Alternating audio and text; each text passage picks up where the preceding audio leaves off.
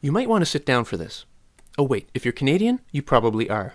It turns out that Canadians are so lazy that the people who monitor physical activity in this country have reduced the optimal number of hours we should exercise weekly because we weren't even close to hitting the target. They've lowered the bar because we spend too much time sitting at one. In other words, deadbeats of Canada, we win! Later this month, the Public Health Agency of Canada is expected to adopt a recommendation to reduce the minimum hours that adults engage in physical activity from 60 minutes a day to 150 minutes a week.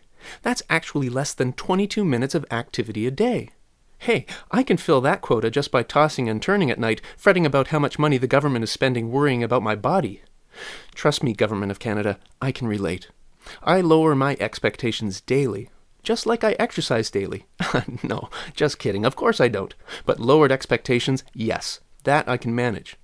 I am a virtual aerobics instructor of lowered expectations. Feel the burn. No? How about feel the mildly warm sensation? Here's how lowered expectations work in our house. You're not leaving this table until you eat all your fricasseed bean curd. No, I hate it. It tastes like carpet. But it's good for you. Carpet. Gagging. Vision blurring. Speech beginning to slur. Fine. Eat 3 bites and don't tell your mother. You see, lowering your standards is easy, unlike exercising, which isn't easy at all, what with all the sweating and the grunting and the muscle strain. And that's just getting out of my Barcalounger. I think what's happening here is that Canadian officials are realizing that, Canada just might not be as hot as they think it is. We're always comparing ourselves to the United States, but guess what? We're not the United States, so let's stop trying. We're never going to be a superpower. Instead, let's set our sights on being an okay power. There's evidence, actually, that Canada is already quite good at lowering its standards.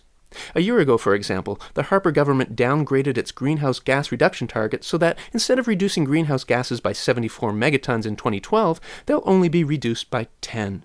But global warming's just a theory, and we were never going to meet those more stringent targets anyway.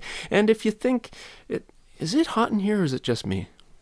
Oh, and at the World Junior Hockey Tournament, second place was just fine for Team Canada.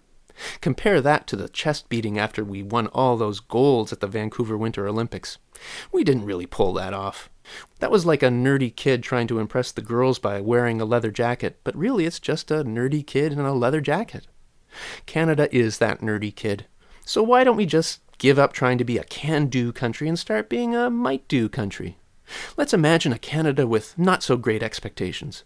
Instead of the Canadian Standards Association, we would have the Canadian Suggestions Association.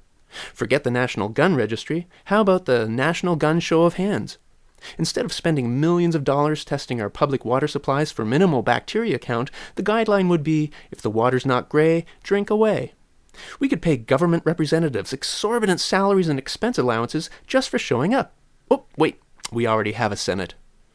Let's change the lyrics of O Canada to We Slouch on Guard for Thee.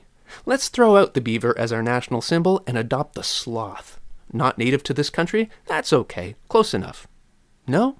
Not with me? You say you have some standards? Fine. It's your sloth.